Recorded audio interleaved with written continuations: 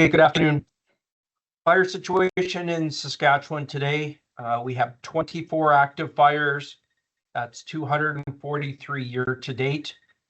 Last year at this time, we had 172, and our 5-year average is only 135. Weather conditions in the province remain hot and dry for the majority of the province that has been impacted by fires. We have seen some precipitation in the far north, a slight amount of precipitation on the west side of the province. Unfortunately, that has come with some lightning, so we have some new fire starts in that area. And there has been some scattered precipitation in the southern half of the province, which is not impacting our fire situation. So just a reminder for everybody, the province is declared a state of emergency because of the wildfire situation. We have also imposed a fire ban and a full ban prohibiting ATV, UTV use in all areas of the provincial forest to the northern border. There are numerous road closures that I will address as we go through the fires, but a reminder, those are all documented on the highways hotline. So if you have any information, if you have to travel, that is where you should go immediately before you leave. So things can change. So checking it in the morning, things could be drastically different by 2 in the afternoon. So be sure you return to that site to check before you travel.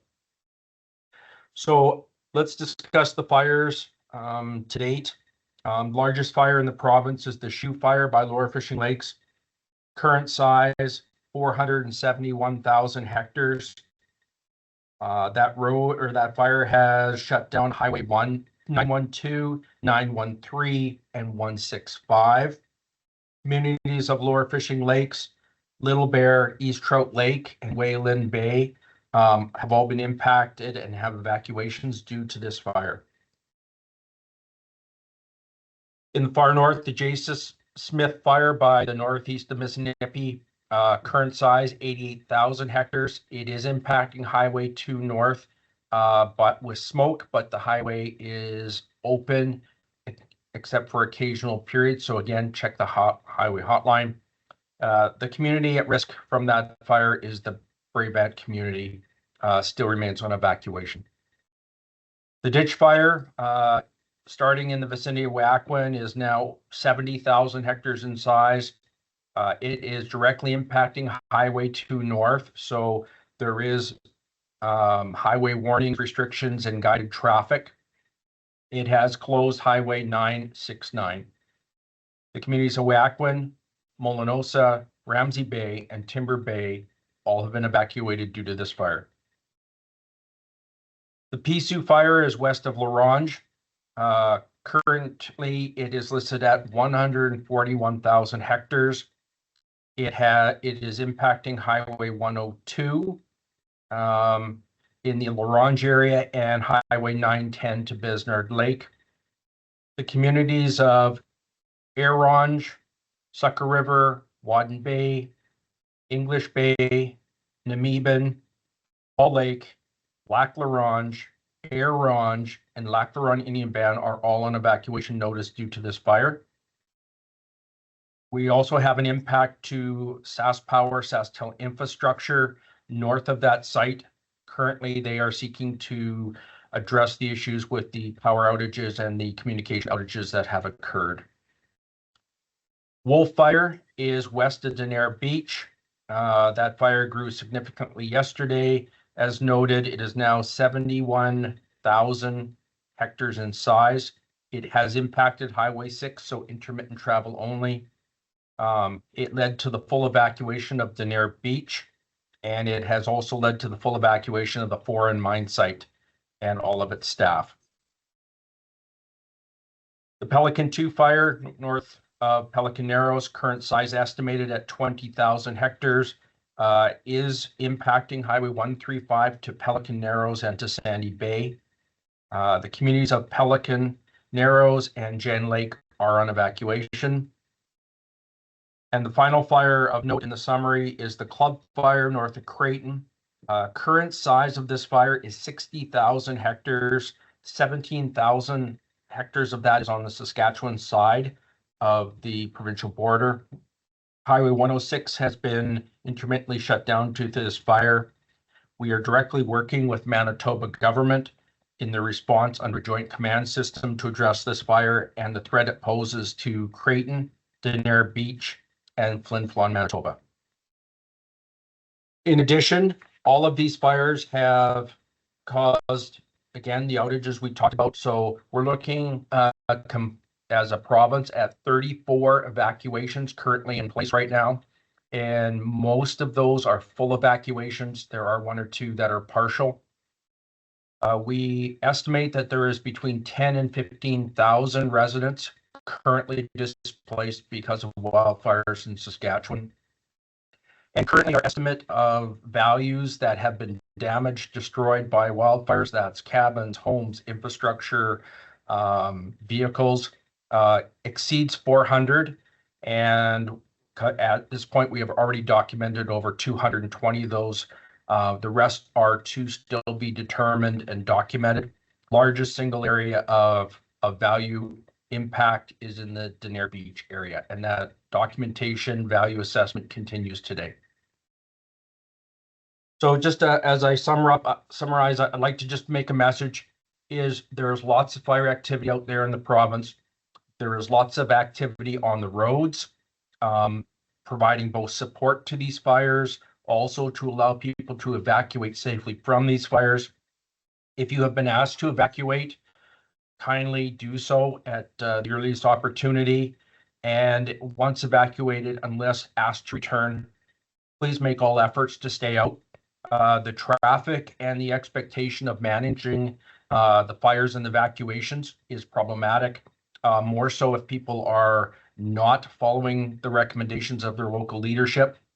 And in addition to that, because of the dynamic situation with smoke, fire, communication outages, access concerns, there may actually be incidents where you can drive up an hour to do something, but you may not be able to drive back out 2 hours later. So we really encourage folks to follow the directions of their local leadership, follow the recommendations of the highway hotline. It is going to make our life easier to manage these wildfires, and it will also keep the population safer as we have to manage during this critical time. Thank you. Thank you, Steve. So before we go into questions, we ask that you use the raise hand function. If you're phoning in, you'll need to press *5 to raise your hand. You also need to press *6 to mute and unmute yourself. As well, please identify what media outlet you are from before you ask your question. So with that, I will go to Christopher. One question, please, and provide your outlet. Thanks, Stephanie. Chris Vandenbrekel here with Global News in Saskatoon. Steve, in past briefings in the last week or so, we've asked about military support, and you've talked about how on the firefighting side, it's more useful to draw from states and provinces. We've heard from evacuees, specifically from the Laurent area, talking about how 10 years ago when the community was evacuated, there was military support in that operation, and they're saying it went a lot smoother than it did this time around. Can you talk about why there has not been a request to the CAF for evacuation supports for a lot of these remote communities when they do provide that sort of logistical support? Okay, as we mentioned in previous briefings, the military has a very specific function and very specific capabilities. In 2015, during the Laurent fires, I was responsible for bringing in the military at that time because we had a large demand for ground forces to work on fires that had been contained but not fully secured. So we ended up putting those military individuals into some of those fires in Laurent. But those were fires that, again, had stopped moving. We had weather that was supportive of that activity. We currently do not have those situations today. It's also another reason why we're not seeing a large amount of Type 3 short-term firefighters being utilized at this time. It's because of the nature of these fires. Currently, we are only comfortable using our fully qualified and trained individuals on these fires. As you're aware, we've had fires where we've evacuated our entire firefighting staff at short notice. From lower fishing lakes, we had to evacuate over 200 people. Those are fires that are not stable enough to use resources that are not familiar with active wildfires. So it is the reason we currently are not using military, and we currently have no need for military evacuation support because all of our fires have road evacuation access, which is safer for the population if we can use that. Thanks, Steve. Celine, your question, please.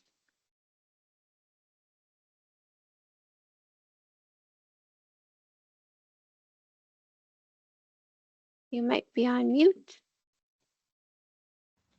Hello? Yeah, we can hear you. Okay, sorry.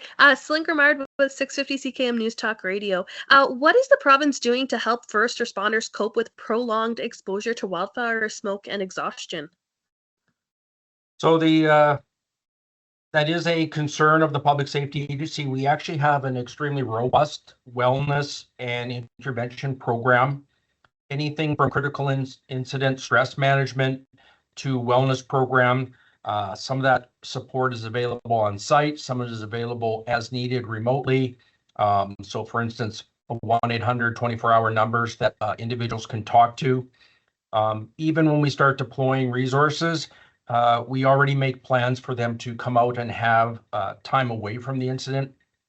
So you will see some staff typically in our program that will work up to 12 days in a 2-week period, but have a mandatory 2 days of rest home and away from the fire, reconnect with their family, decompress, get some other things done that may be brewing in the background before they're redeployed. So they're not working constantly for that reason. Everybody needs a little bit of a break. And bringing in resources and moving them around from other jurisdiction is one of the things we can do, because we can relieve some of that stress on our staff that have been working long hours, doing a great job, but there is wear and tear over time. And you know, they need a chance to get away, a chance to just not be working, you know, in the head of the fire. So we do have some programs, like I've said, they're available both to ourselves and any of our imported crews. So crews from from Nova Scotia, for instance, would have access to the same supports while they work for us as well. Hey, Nicole, your question, please. Hi, Nicole Healy from Global Saskatoon here. I'm just hoping you could talk on some communication. Hearing from evacuees that there's kind of been some issues regarding communication over the past few days.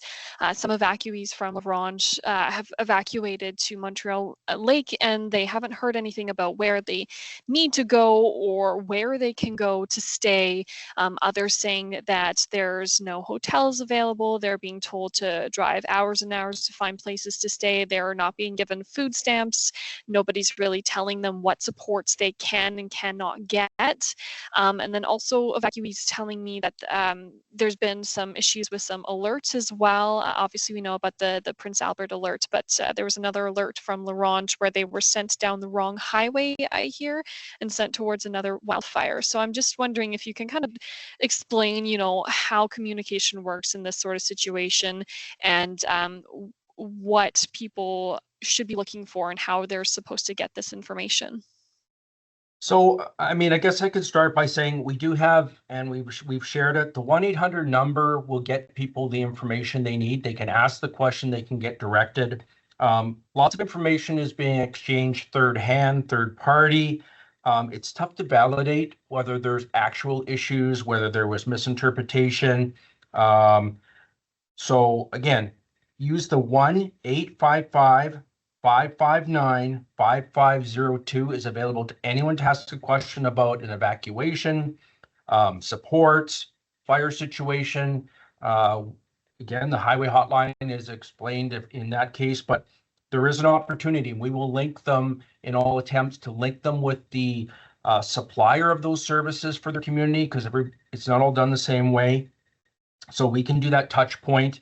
The Public Safety Agency has actually People will arrive even though they self-evacuated, or maybe they were even out of the community. They didn't evacuate. They just happened to be out and now realize they can't go home.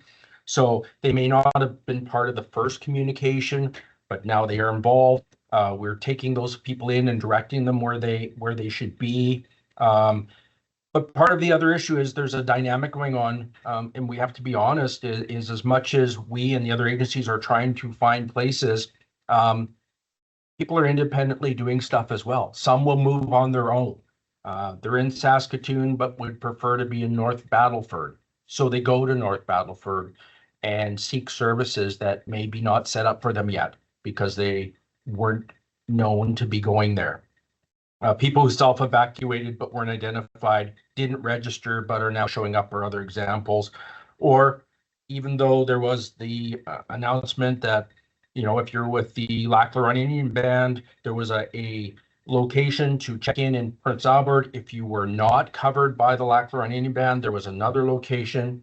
That message, again, some people heard it and they ended up at the wrong site, so we had to connect people. It is a very complicated, yes, there will be individuals that through the confusion end up at the wrong place, don't know or don't have the right information. Please contact the number so we can get you connected and we can get you your supports. Jillian, you're up next. Hi, Steve. We heard Premier Scott Moe say he's never seen a fire season like this, where fires are moving with such a ferocity. How does this fire season compare to previous seasons that you've seen? So if we compare the month of May, the number of fires, the activity of the fire, and the size and complexity of the fires, and by that I mean where they're occurring next to communities and stuff, it has probably been the most difficult fire season for May that I've experienced in 21 years. So we've had busy fire seasons, but not necessarily this busy, this early, with all of these complications occurring at the same time. Okay, next up we have Tamara from the Globe and Mail.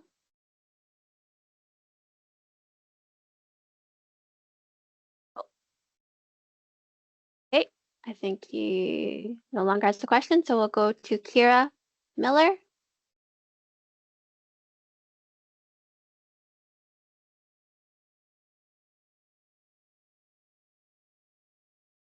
Oh, she has a question on the chat, Kira. Are there any additional measures being taken in La Ronge as embers start flying into the center of the community and igniting buildings? Yes, I mean, part of our work to respond to the incident is as early as yesterday morning, we were sending contractors, basically volunteer fire departments, paid fire departments who have offered their services. We transferred those folks to La Ronge. So there's a number of fire departments that supplied fire trucks and crews specifically to patrol the town and address anything that either would start or has started a structural fire. That exercise, in addition to the work that we as the agency are doing to address the wildfire side of the equation. Okay, thanks, Dave. So we'll try Tamara again. Looks like if you can't, you can also type your question. Hi, could you hear me now? Yeah, we can. Sorry about that. Thank you so much, Mr. Roberts, for taking our questions today. I'm hoping you could please speak to the firefighting capacity in terms of the personnel and equipment in La Ronge. We've heard from some firefighters that at least one water bomber and potentially 4 planes around there were damaged in the wildfire fight recently. Could you please explain the damage in that area and walk us through the challenges with efforts there to combat that? I'm specifically looking for La Ronge stuff there. Okay, so, you know, just to clarify, we have no aircraft damage. We did actually have the fire burn our dispatch building that's at the airport. We have managed and set up a contingency plan where we're dispatching and managing the aircraft from our other 4 facilities across the province. And because of the smoke condition, all of the aircraft that were operational in La Ronge were actually moved to other bases. So that can allow them to continue their work, can continue to fly into fires. whereas they may have been confined to Laurent because of the smoke issues and not be able to respond and launch those aircraft. However, to augment some of that, we have brought in a large helicopter that can deliver gel or water close in, and it can operate in low visibility conditions. And that will allow us to service that fire close into the community, even though we don't have the water bombers close by. And then basically under our direction, help with the in-close firefighting that's happening now near the town, near the borders of the edges of the town. So some resources are moved, but not out of play. And of course, we've brought in some extra resources that are very specific to the situation to help us out. Jeffrey, you're up next. Hello there, Jeffrey Tran from CBC Saskatchewan. We've been hearing from communities like Prince Albert where there's a bit of confusion around their involvement in assisting with the wildfires. Can you clarify if the government was kind of prepared for these wildfires, especially in pertains to working with different jurisdictions around resources? Yeah, we already have pre-plans, as does the city of Prince Albert and every city. As things escalate, we have plans, we have previous discussions, for instance, of them loaning resources to assist, like fire department resources and assets. We also make routine, in some cases now, daily calls to check for availability of accommodations for evacuees, including a list of hotels, motels, maybe congregate like the SAS Polytechnic or a soccer center or any of those. We inventory those, and then as evacuees come out, we will access them, to match the needs of those communities. And again, having to do also with the preferences, our preferences to use hotels and not reconfigure large areas, but if we have to, we will. And even if that means having to move to and fill up North Battleford and Lloydminster instead of one location, there may be multiple. So we pre-plan, and then as the event's happening, we're continually implementing and having discussions with the communities, right from Swift Current all the way up to Prince Albert and beyond. Okay, Dean, you're up next. One question and your outlet. Thanks. Thanks. Yeah, Dean Bennett, Canadian Press. Hope you can hear me, Steve. Yes, I can. Just taking a broader view of this, you talked to Global about this as a particularly challenging season. Can you specify a bit what's making this a particularly challenging firefight? Is it the sheer number? Is it the breadth of the fires? What's making it a challenge? And if you needed, what is it you need more than anything else in terms of resources to fight it? Do you need more water bombers? Do you need more? What do you need? Okay, so I mean, in summary of what makes this a difficult season, numbers, sheer numbers. We're almost double the normal amount of fires.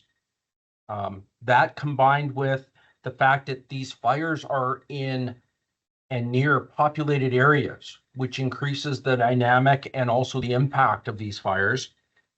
If we couple that with weather that has been extremely dry and windy for an excessive amount of period, we're talking 3 to 4 weeks now without any appreciable rain, those all combine to increase the complexity. So all the resources we have to be strategically managed on a daily, sometimes an hourly basis. Multiple targets for resources like water bombers will happen at the same time, and we will have to figure that out. I mean, if we had one big fire, that's not a problem. If we had a whole bunch of small fires, not a big problem. If we had a whole bunch of work that lasted 3 or 4 days and then it rained, it wouldn't be a problem. But we're talking a much bigger complexity. And then when we go beyond that to maybe we need extra help, we have to recognize that Manitoba and Alberta are experiencing the same thing. So as they also exhaust their resources and start looking for more, nationally, there's 3 agencies right now that are trying to get resources. If we were the only player in town, it would be easy to get an extra 100 firefighters or 2 extra water bombers or an extra helicopter. So it's a number of factors that's making this extremely difficult. And again, we're having to adapt our plan. modify our approach, daily, fire by fire, and a heck of a lot of coordination to make sure that we can continue to do our job, keep people safe, even if it means moving them out of the way till we can help resolve the issue. Your last question's easy. We need rain, and we need a lot of it.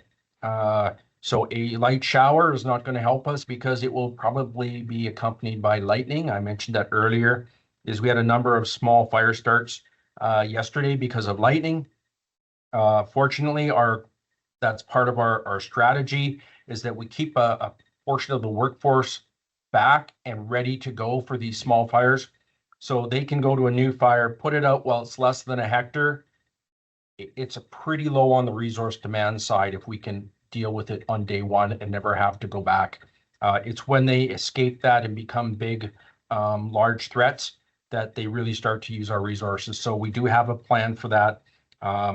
Obviously, I'll repeat, is until we see significant rain in this province, we will continue to have some difficulty in managing these fires, and we will see impacts to the people of Saskatchewan.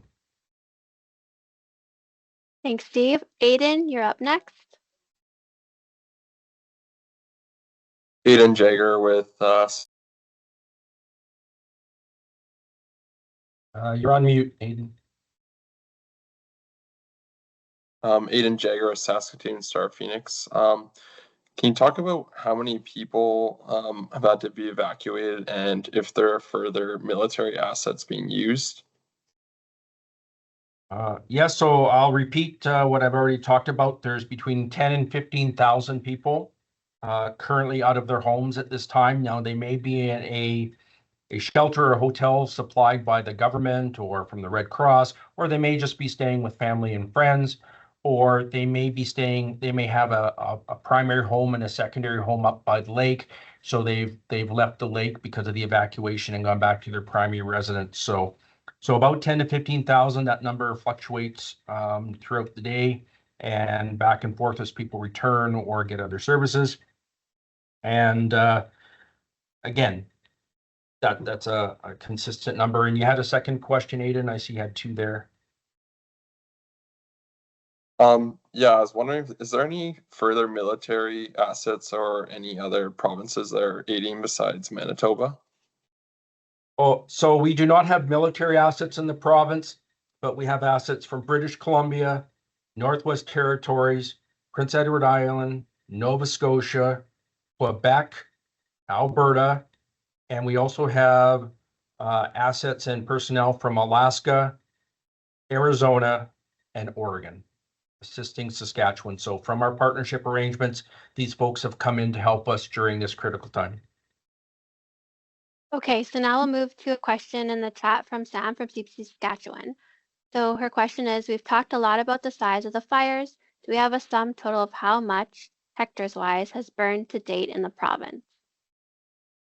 We don't have, because again, right now we've not running a total. I've given you areas by size. Some of those are estimated because we have not been able to verify exact boundaries. They have not been mapped because of smoke.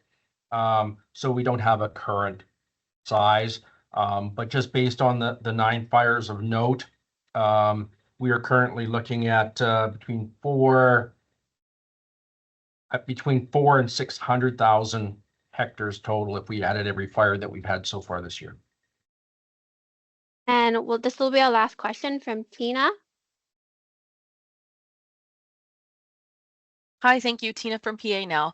Steve, I was wondering if you can kind of paint a picture for us of what the firefighters are facing on the front line. Like, obviously, we know these are intense, raging wildfires fueled by lots of wind, but can you just kind of give us an idea if we were there fighting that fire, what we would be experiencing as a firefighter and how quickly, I think the other day you talked about how embers can travel like a quarter mile or something like that. Can you just kind of paint that picture for us? What are these firefighters actually facing? What does that look and feel like?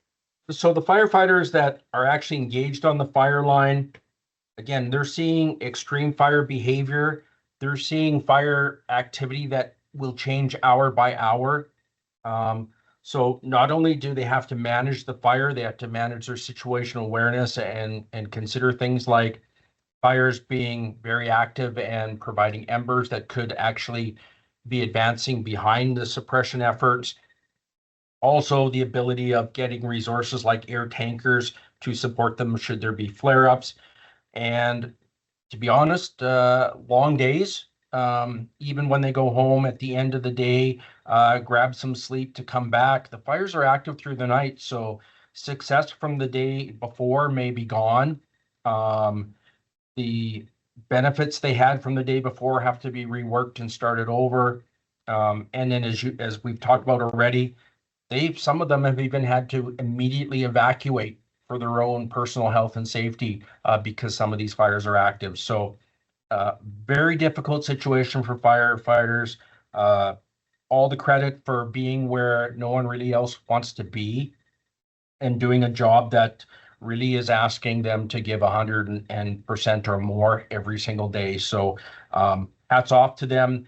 They're doing what needs to be done in a difficult situation. And I mean, I guess I would say that anybody in Saskatchewan who has an interest or has something going on is recognizing these people are doing everything they can for their friends, their neighbors, and the citizens of the province, keeping them safe. And we'll be honest and upfront, because I've said it to my staff too, is human life is our #1 priority in this program. 4.5 weeks, we've been doing some very extreme firefighting. We've had some community fires. We've had structural fires. We have met our primary objective. We may not have protected every value. We may not have extinguished every fire, but we have kept the people of this province safe from wildfires while we go about this business that's in front of us. Thank you, Steve. And as a reminder, we'll have another media availability tomorrow at 1:30. So thank you, everyone. Have a safe rest of your day.